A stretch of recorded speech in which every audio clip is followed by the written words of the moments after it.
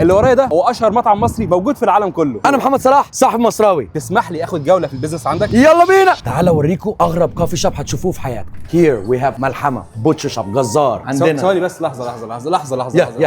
لحظه. اول حاجه انا داخل كافي شوب مش داخل مجزره. ايه اللي دخلني مجزره؟ احنا عندنا هنا وان ستوب شوب بنسمينه ذا لوكال، يعني لوكال برودكتس فروم لوكال فيندرز تو ذا لوكال كوميونتي. اي حد عايز يبدا بزنس عنده شخصيه ان هم عندهم جود برودكت بس مش عارفين لغايه دلوقتي يعرفوا الناس عنه، بنجيبهم للماركت بليس عندنا. امتى بديت البيزنس بتاعك؟ 2014، يعني بقالك كام سنه؟ 12 سنه. انت حاسس بايه انك بتشرح للناس كلها وبتوري للناس جمال اكلنا احنا المصري؟ كل حد اللي بيدخل مصراوي بياكل اكل مصري واكل اصلي، من جامايكا، من كوريا، من الصين، من نيجيريا، من اي بلد في الدنيا هم بيجوا هنا وبياكلوا وبيتمتعوا بالاكل بتاعنا، بالهوسبيتاليتي بتاعنا، وكل حاجات مصريه. انت كمان بتستقبل مشاهير العرب وغير العرب كمان. We love everybody. عندنا في المطعم نقدر ناكل 140 people here. عندنا private section هنا وعندنا big section هنا. الناس بيقعدوا بره بيتمتعوا بكل العصير اللي احنا عندنا هنا، كل الجوسز فريش، عصير مانجا، عصير جوافه، عصير فراوله، كركديه من النيل، وعندنا طبعا كل الطبيخ نعمله بيتي. ازاي يا محمد انت بتقدر تطلع الاكل المصري بنفس الطعم بتاع مصر؟ فعلا الفريق بسم الله ما شاء الله عليهم اقوى واحسن فريق في الدنيا. بنشتغل مع بعض، عندنا سيستم احنا